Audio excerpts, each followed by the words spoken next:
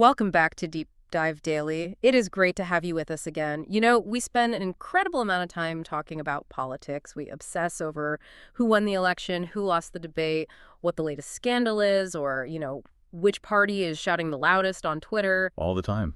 It's the daily noise. It is. We spend all our energy looking at the shiny paint job on the car of democracy. Okay. But today, we are popping the hood. We are getting our hands dirty. Exactly. We are looking at the engine itself. Because we often just say the government, but we rarely stop to ask, how does this machine actually work? Why do we have a prime minister and a president while the United States, for example, only has a president? It's a fundamental question. It is. And why do our ministers have to be elected members of parliament? But in America, the president can just pick some expert off the street to be in his cabinet. It's a great question. And it's not just a matter of tradition or, that's just how we do it. It comes down to a fundamental engineering choice made at the birth of the nation. It is the core tension between the parliamentary system, what we often call the British or Westminster model, and the presidential system, like you see in the U.S. And that is our mission today. We are going to unpack the specific acts, the articles, and the legal framework that define Indian democracy. We want to know why the Founding Fathers chose this specific model over the other. What were the trade-offs? Why did they, for instance, choose responsibility over stability? A huge choice, that one. And to guide us through this, we are looking at a very specific, very authoritative source. Indian Polity for Civil Services and Other State Examinations, 6th edition. The Bible of Indian Constitution studies for so many people. It really is. And what I appreciate about this source and what we're going to focus on is that it doesn't just give us vague political theory. We're going to be looking at the specific constitutional articles that bind the prime minister, the president, and the parliament together. That's right. We're not just talking about abstract ideas. We're talking about the actual law of the land. It moves us away from politics as a kind of spectator sport and into polity as a structural science. Okay, so let's get right into that legal framework. If I pick up the Constitution of India and I want to find the DNA of our governance model, where do I look? Does the Constitution actually say, in big bold letters, hey everyone, we are doing a parliamentary system? Interestingly, no, it doesn't. The Constitution doesn't have a single line that explicitly states this is a parliamentary system. It's not labeled on the cover, so to speak. So it's implied. It's built into the structure. Exactly. The system is built through the relationships defined in specific articles. If we're looking at the center, the national government level, we're primarily looking at Articles 74 and 75. Those are the big ones. Okay, Articles 74 and 75, that's the engine block. Now, what about at the state level, like the government of Maharashtra or Tamil Nadu? Does it mirror that? It does, almost perfectly. That architecture is symmetrical, which is quite elegant, actually. For the states, you are looking at Articles 163 and 164. So the framers really wanted this model to be consistent across the country. It seems so. The Constitution provides for a parliamentary form of government at both the union and the state levels. Okay, before we dig into the actual text of those articles, because I know Article 74 has some very specific wording we need to parse, let's just define our terms so we are all on the same page. When we say parliamentary system versus presidential system, what is the fundamental difference? Is it just about having a king or a queen versus a president? No, not at all. The distinction is much more mechanical than that. It's not about the title of the person, cutting the ribbons. It is all based on the relationship between the executive and the legislature. So people who execute the laws versus the people who make the laws. Precisely. In a parliamentary system, which is also often called the cabinet government or, and I like this term, responsible government, the executive is responsible to the legislature for its policies and its acts. Responsible meaning accountable. Like an employee is responsible to a boss. In a very real sense, yes. Responsible meaning they can be fired by the legislature, they have to answer to them, and their very survival in office depends on maintaining the legislature's confidence. This is the model you see in Britain, Japan, Canada, and of course here in India. Okay, so that's the parliamentary model. What about the presidential system then? In the presidential system, and you should think USA, Brazil, Russia, Sri Lanka for this, the executive is not responsible to the legislature. They are constitutionally independent of each other. at least in terms of their term of office. So the legislature can't just remove the executive because they disagree with a policy. Exactly. It's what we call a fixed executive system. Okay, so if we use a relationship analogy, the parliamentary system is a bit like a marriage, where a divorce is possible at any moment if things go really wrong. Right. A vote of no confidence. And the presidential system is more like a fixed 4-year contract. You might absolutely hate each other by year 2, but you are stuck until the contract expires. That is a colorful, but I think a pretty accurately descriptive way to put it. In the U.S., the president stays for 4 years, unless he commits a serious crime. In India, the prime minister stays only as long as the parliament is happy with him. I've heard this term Westminster model thrown around a lot. I assume that's just because of where the British Parliament is physically located. Correct. It's named after the location of the British Parliament in London. But there is another name for it that I find very telling, which our source highlights. Ivor Jennings, who was a famous constitutional expert, he called it the cabinet system. Because the cabinet is where all the real action is. That's it. The cabinet is the nucleus of power. It's the steering committee of the nation. But here is where it gets really interesting, especially when we talk about the dynamics of power today. Historically, how would you describe the prime minister's relationship with that cabinet? Well, the classic phrase I learned back in civics class is primus inter pares, right? First among equals. Like they're the captain of the team, but they are still just another player on the field with everyone else. That was the traditional view, certainly. It sounds very democratic, very collegiate. But our source points out something crucial about modern politics, and this is a big shift.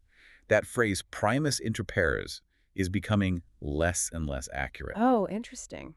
How so? Well, political analysts like Crossman and McIntosh argue that the prime minister's power has increased so significantly over time that they now play a dominant role. So it's not really cabinet government anymore. It's not a committee of equals. Many would argue it has shifted toward what they call prime ministerial government. The personal influence of the PM vis-a-vis the cabinet has just skyrocketed. Yeah. And our source is quick to note that this description holds just as true in the Indian context as it does in the British one. That makes a lot of sense when you look at how elections are fought today. When we vote, we often feel like we're voting for a specific prime ministerial candidate, Modi, or previously in Indira Gandhi, not just for our local MP. The personality cult is very real. Absolutely. The entire election becomes a referendum on the leader. And the cabinet ministers often end up being there because the PM chose them, not because they have these independent power bases that can rival the PM. So we have established the broad definitions. Now, let's get into the schematics. Let's look at the specific features of the Indian parliamentary government. If you were looking at the blueprint of this engine, what are the key components? Well, the first feature, and perhaps most confusing for outsiders, is this strange double-headed executive we have. We have a nominal executive and a real executive. Right. We have the president, who is the head of the state. This is the de jure, or the titular executive. De jure, just meaning by law. The ceremonial, dignified figure who represents the nation itself. The president cuts the ribbons, receives the foreign ambassadors, signs the bills into law. And then, on the other hand, we have the prime minister, who's the head of the government, the de facto executive, the one who actually wields the power day to day. But they're tied together legally, and this brings us right back to Article 74. It does. Article 74 states that there shall be a council of ministers, headed by the prime minister, to aid and advise the president. Now, that phrase, aid and advise, sounds very polite. It sounds like a suggestion, like, hey, Mr. President, maybe you should consider signing this. It sounds polite, but legally it's an order. The advice tendered by the Council of Ministers is binding on the president. It's not optional. Was it always binding? Or was there some wiggle room in the early days of the Republic? There used to be a little bit of ambiguity in the original text, but the Constitution was amended to lock this down very tight. The 42nd Amendment Act in 1976 and then the 44th Amendment Act in 1978 made it crystal clear. The president must act in accordance with that advice. So the president is the steering wheel, but the PM is the driver holding it. The steering wheel can't just decide to turn left if the driver is turning right. That's a great analogy. The president effectively has no discretion in these executive matters. He acts only on the advice of the ministers. Okay, so that's the dual executive. The second feature is majority party rule. This seems pretty basic, but it's the core mechanic of how a government is actually born. Right. It's straightforward. The political party, which wins the majority of seats in Lok Sabha, the lower house, forms the government. The leader of that party becomes the prime minister. And if no single party gets a majority, Because we saw that happen a lot in the 90s. Then the president invites a coalition of parties to form the government. But the principle remains exactly the same. You absolutely need the numbers, the majority support, in the Lok Sabha. You cannot form a government without the confidence of the House. This leads us to what the source calls the bedrock principle of the entire parliamentary system. Feature number 3, collective responsibility. This is Article 75. It explicitly says that the ministers are collectively responsible of the parliament and more specifically to the Lok Sabha. I love the visual analogy the source uses for this. It says they act as a team and swim and sink together. It's very evocative, isn't it? It implies a total unity of fate. What does that look like in practice? What does swim and sink together actually mean? It means that the Council of Ministers functions as a single, unified entity. If the Lok Sabha passes a vote of no confidence against the government, it doesn't just remove the prime minister or just the one minister who made a particular mistake. It removes the entire ministry. The whole ship goes down, every last person. Everyone. Even if you, as a specific minister, privately disagreed with the policy in question or had absolutely nothing to do with the scandal that brought the government down, if the government falls, you fall with it. And this ensures that the cabinet presents a united front to the parliament, right? Absolutely. Yeah. You cannot criticize your own government in public if you are a minister. It's a fundamental breach of this principle. If you disagree that strongly, your only option is to resign. Okay, so that's a big one. Feature number 4 is something that actually surprises a lot of Americans when they learn about our system. It's called double membership. Yes, this is a key structural difference. In the U.S., the doctrine of separation of powers is very strict. If you are a senator and the president asks you to become Secretary of State, you have to resign your Senate seat. You can't be in both branches. You cannot be in the legislative branch and the executive branch at the same time. But in India, you must be. You must be. Yes, in India, you must be a member of the legislature to be a minister. You are part of the executive and the legislature simultaneously. But wait a minute, we have seen ministers appointed who weren't MPs at the time. I can recall several instances where a technocrat or someone is brought in from the outside. But there's a specific exception for that, and it has a timer on it.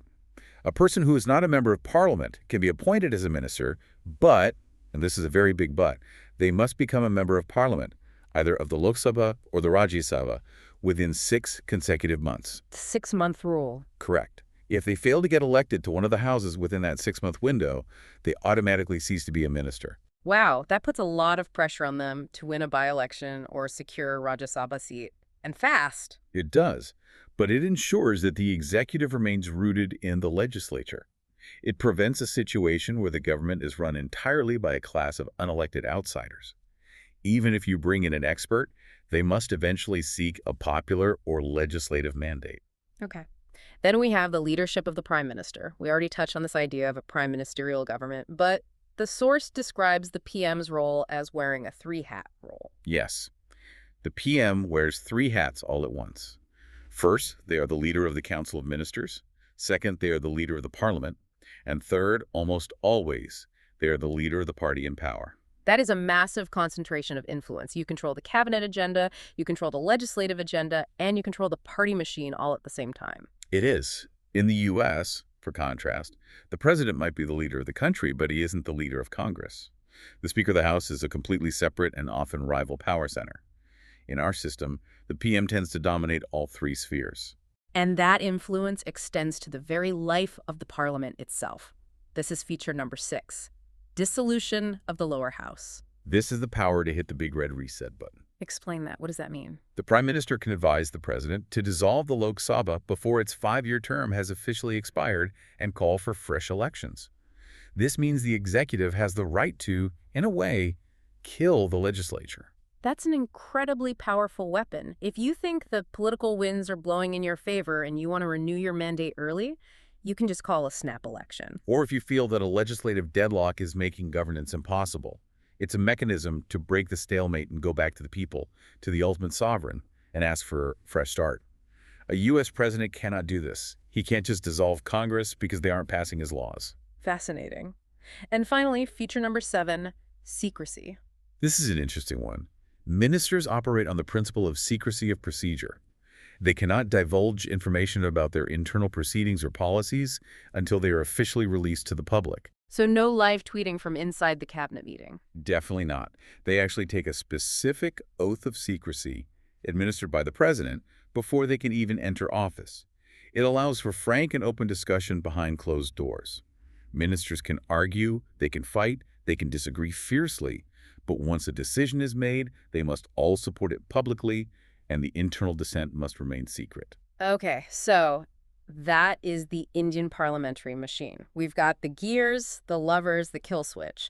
Now, let's drive across the ocean and look at the American model, the presidential system. We've touched on it a bit, but let's really clarify the contrast here. The contrast is stark right from the top. Yeah. The American Constitution provides for a system where the president is both the head of state and the head of government. So there's no nominal versus real split. The U.S. president is basically the queen and the prime minister rolled into one person? In a manner of speaking, yes. He occupies the ceremonial position of representing the state, and he leads the entire executive administration. And crucially, as we said, his tenure is fixed. He is elected by an electoral college for a set term of 4 years. And he can't be removed just because Congress doesn't like him or his policies? No, he can only be removed through the process of impeachment, which is for a grave unconstitutional act. It is a legal process, essentially a trial, not a political vote of no confidence. It is extremely difficult to do, which is why it has happened so rarely in all of U.S. history. Okay, now what about his team? We have our Council of Ministers who swim and sink together. What does the U.S. president have? The U.S. president governs with what is often informally called a kitchen cabinet. A kitchen cabinet? That sounds cozy. It implies a smaller, more personal advisory body. But the key difference is who is in it. These are not elected departmental secretaries. They are not politicians from Congress. They are appointed by the president. So the Secretary of State or the Secretary of Defense in the U.S., they're not senators or congressmen. No, and they can't be. They are responsible only to the president. The president can hire them and fire them at any time. They do not answer to the legislature for their tenure. So they don't have to go into Congress and answer questions every day on the floor. They do testify before committees, yes, but they don't attend daily sessions of Congress to answer questions like our ministers do during question hour. They don't have a seat in the House. They can't vote on laws. That is the complete and total opposite of our double membership rule. It is, and it's all based on that strict doctrine of separation of powers. The legislative, executive, and judicial powers are separated and vested in 3 independent organs of government. The president cannot dissolve the House of Representatives. The House cannot dissolve the president. They are, for better or worse, stuck with each other for 4 years. It sounds incredibly rigid. It is designed to be rigid. It is designed to prevent any one branch from dominating the other 2. It forces a system of checks and balances. It's like building a machine where the gears purposefully don't touch each other just to make sure one doesn't spin the other too fast. That's a very fair way to look at it. Okay, so we have the 2 models laid out. A flexible, responsible parliament versus a rigid, stable president. Let's weigh them up. Why did we pick our system? What are the merits? Well, the greatest advantage, arguably, is harmony. Because the executive is drawn from the legislature, there is a built-in cooperation. They're interdependent. Right, because if the PM is in power, by definition, their party or coalition has the majority in the legislature. Exactly. So the government can usually get its laws passed. There is generally less scope for the kind of crippling gridlock you often see in the U.S., where a Republican president wants one thing and a Democratic Congress wants the exact opposite, and so nothing gets done for years. It streamlines the decision-making process. The second big merit is responsibility. We keep coming back to this word because it's so central. The parliament controls the ministers. We have question hour, we have discussions, adjournment motions, and of course the ultimate weapon, the no confidence motion. The government is constantly being grilled. They are always on notice. Yes, and that, in theory, prevents the executive from becoming deaf to the people's representatives. It forces them to be responsive. The source also mentions that it prevents despotism. How does that work? Right. The idea is that because authority is vested in a group, the Council of Ministers, and not in a single individual, it disperses authority. You don't have one person with their finger on all the levers of power. And there's this really interesting point about a ready alternative government. Yes. This is a quote from Dr. Jennings again. He said, "The leader of the opposition is the alternative prime minister." That is a great line. It makes so much sense. It means that if the ruling party loses its majority, the head of state doesn't necessarily have to call for new elections right away. They can simply invite the opposition to form a government. The replacement team is literally sitting right there, ready and waiting on the front bench across the aisle. And I suppose in a country as incredibly diverse as India, the wide representation point is just huge. It's massive. In a presidential system, the executive is one person and a handful of appointees. In our parliamentary system, you have a council of ministers that can be quite large, 50, 60, sometimes 70 people. So you can give more people a seat at the table. Precisely. This allows the prime minister to include representatives from various regions, religions, castes, and different sections of society. It helps make the government look more like the country it governs. But it's not all sunshine and roses. We have to talk about the demerits. And frankly, looking at India's history, some of these hit pretty close to home. They certainly do. The biggest and most frequent criticism is unstable government. Because there is no guarantee of tenure. You can be thrown out at any time. The ministers are at the mercy of majority legislators. If a crucial coalition partner pulls out, or if there are defections from your own party, the government falls. It can be very precarious. The source lists quite a few names here as examples of this exact instability. It does. It points to the governments that were headed by Morarji Desai, Charan Singh, VP Singh, Chandrasekhar, Devegowda, and I.K. Gujral. That is a lot of prime ministers in a relatively short historical span, particularly in the late 70s and through the 90s. It represents periods of significant political turbulence and churn. And this instability leads directly to the second demerit: no continuity of policies. Of course. If the government changes every 2 years, the long-term plans just go right out the window. Exactly. A new party comes into power, and often their first priority is to reverse the previous party's work, sometimes just to make a political point. The source gives a classic example. The Janata government came in 1977 and reversed a large number of Congress policies. Then, when Congress came back to power in 1980, they just reversed all the reversals. Whiplash governance. It must be so inefficient. It makes it very, very hard to execute long-term infrastructure or economic projects that might take 10 or 15 years to really bear fruit. Now, here is a demerit that seems to completely contradict the prevents despotism merit we just discussed. The source talks about the dictatorship of the cabinet. It is a paradox, isn't it?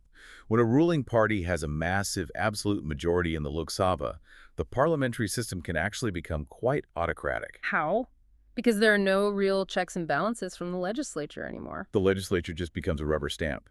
If you have, say, 400 seats out of 543, nobody can stop you. The writer H.J. Lasky said this system gives the executive an opportunity for tyranny.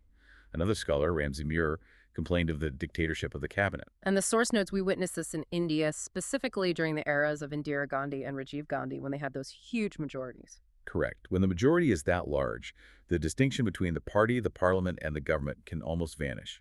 The executive effectively captures the legislature. Another more theoretical criticism is that it goes against the classic idea of separation of powers. We touched on this. Bajhat, another famous political thinker, had this wonderful description. He said the cabinet is a hyphen that joins the buckle that binds the executive and legislative departments together. A hyphen that joins the buckle. I like that imagery. It's very clear. It means there is a fusion of powers, not a separation. Montesquieu, the French thinker who really propounded the theory of separation of powers in his book, The Spirit of Laws, way back in 1748, he would be horrified. He believed that concentrating powers in one place inevitably led to despotism.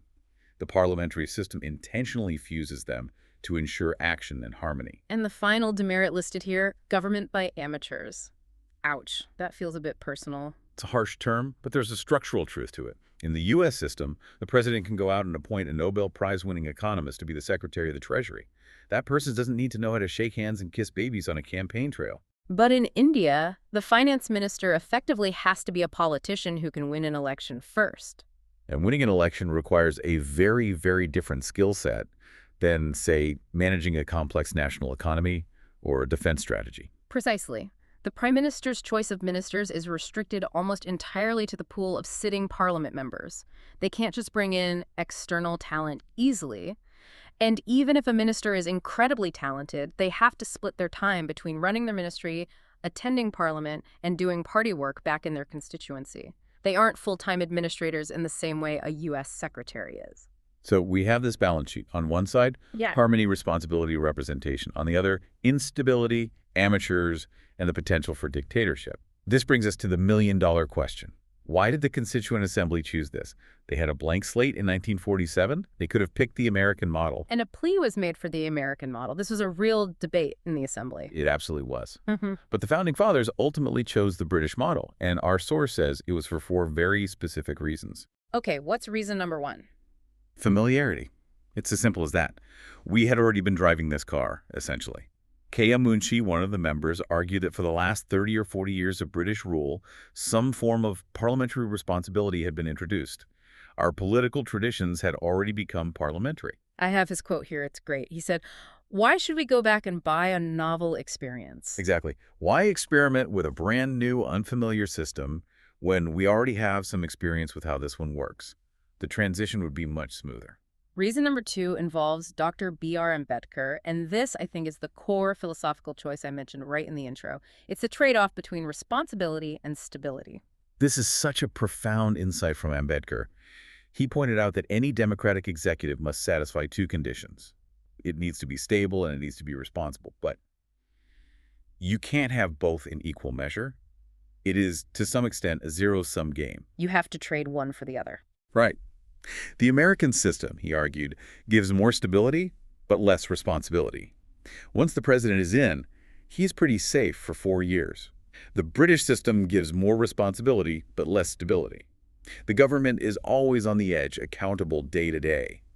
And Ambedkar said the draft constitution preferred more responsibility to more stability. They wanted a government that was constantly accountable to the people, even if it meant it might be a bit shaky from time to time. Remember, they were just emerging from decades of colonial rule. They were very, very wary of an executive that couldn't be easily removed. They didn't want an elected king. They wanted the government to have to answer to the people's representatives constantly. Okay, that makes sense. What was reason number 3? Avoiding conflict. They looked at the U.S. system and saw the potential for the legislature and the executive to be in a constant state of war with each other. They felt an infant democracy like India could not afford that kind of perpetual cleavage or feuding between the major organs of government. They couldn't afford gridlock. Not when there was so much nation building to do. They needed development, and development requires harmony and quick action. And reason number 4 brings us back to the very nature of Indian society itself. Heterogeneity. India is one of the most complex, plural societies in the entire world. The Constituent Assembly felt that the parliamentary system offered a much greater scope for giving representation to all the various sections, interests, and regions of the country. Because a single president can't possibly represent all of India's diversity. No, how could they? If the president is from the South, the North might feel left out. If he is Hindu, the minorities might feel excluded. But a council of ministers, you can have a Sikh, a Muslim, a Christian, a Tamilian, a Bengali, a Dalit, a tribal representative, all in the same cabin. It promotes national unity by giving everyone a visible seat at the table. Exactly. It's a nation-building tool. But this debate didn't just end in 1950, did it? We have had moments since then where we've wondered if we made the wrong choice. Well, absolutely. The question of whether we should switch to a presidential system has been a recurring debate since the 1970s. In fact, in 1975, the Congress government appointed this Swaran Singh committee to look into this very issue. And what was their verdict? Did they recommend a switch? No, they didn't. They considered it in detail, but ultimately opined that the parliamentary system was doing well enough and that there was no need to replace it. So the official review came back with, if it ain't broke, don't fix it. Pretty much. And despite the chaos and instability of the 90s, the system has shown a remarkable resilience over the decades. Now, before we wrap up, we need to clarify one last thing. We keep calling it the British model or the Westminster model, but India didn't just photocopy the British system, did it? There are some very distinct differences. Crucial differences. We adapted it. We didn't just adopt it wholesale. Okay, let's go through them. First off, the head of state. Britain is a constitutional monarchy. Sure. Their head of state is a hereditary king or queen. India is a republic. Our head of state, the president, is elected. That's a fundamental difference. Second difference, sovereignty. This is a bit of a heavy legal concept, but let's break it down. In Britain, Parliament is supreme. It is sovereign. Theoretically, the British Parliament can pass any law it wants. There's an old saying that the British Parliament can do anything except make a man into a woman or a woman into a man. That's a very old saying. It implies there are no legal restrictions on its power. They don't have a single written constitution that limits them in the way that ours does. But in India, that's not the case. No. In India, Parliament is not supreme. Its powers are limited and restricted Restricted by what? by the written constitution, by the federal system, by judicial review, and by the fundamental rights. If Parliament passes a law that violates the fundamental rights of a citizen, the Supreme Court can strike that law down. That just doesn't happen in the UK in the same way. The Supreme Court in India is a much more powerful check on Parliament than the courts in the UK have traditionally been. Okay, that's a big one. Difference number 3, the Prime Minister's House in Parliament. In Britain, by a very strong convention, the Prime Minister must be a member of the lower house, the House of Commons. But in India, the PM can be from either house, the Lok Sabha, or the Rajya Sabha. Correct. And we've had several prime ministers who were members of the Rajya Sabha, the upper house. The source lists Indira Gandhi in 1966, Dev Gowda in 1996, and Manmohan Singh in 2004. That's a significant difference. It means you don't necessarily have to be directly elected by the people in a general election to become the Prime Minister of India. True. You can be indirectly elected by state legislatures to the Rajya Sabha. It provides a kind of backdoor for technocrats or leaders who might not be able to win a rough-and-tumble direct election, but are seen as necessary for governance. Then there is the system of legal responsibility of ministers. Yes, this is a technical but important point. In Britain, ministers must legally countersign the official acts of the head of state. They take legal responsibility for the king's actions. In India, no such system exists. The president's orders don't need a minister's countersignature, even though they're based entirely on their advice.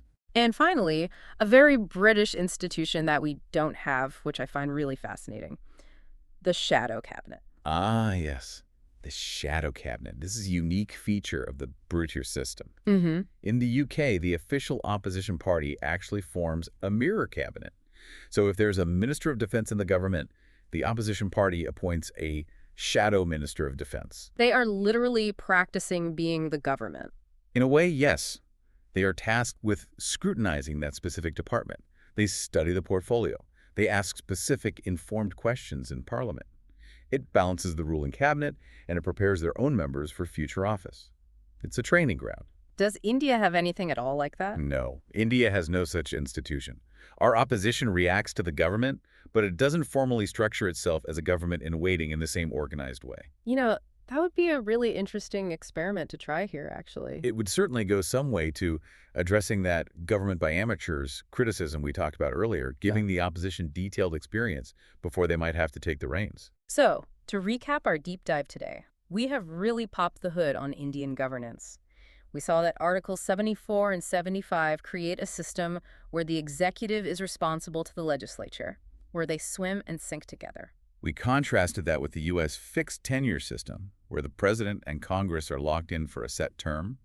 We looked at the merits of harmony and wide representation versus the demerits of instability and, amateur governance. And we learned that the Founding Fathers consciously chose responsibility over stability, betting that a diverse, accountable, and responsive government was better for the new Indian nation than a rigid, stable one. A bet that, despite all the messy coalition eras and the chaos we sometimes see on our TV screens, has largely held this incredibly diverse country together. So here's a final thought for you to chew on, listener. We talked about that critique of government by amateurs, the idea that our ministers are politicians, not necessarily experts.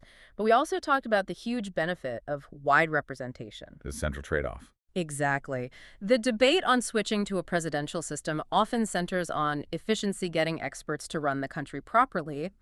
But in a country as diverse as India, if we had a system of experts appointed by a single president, would we lose that messy but vital connection to the ground that elected ministers bring?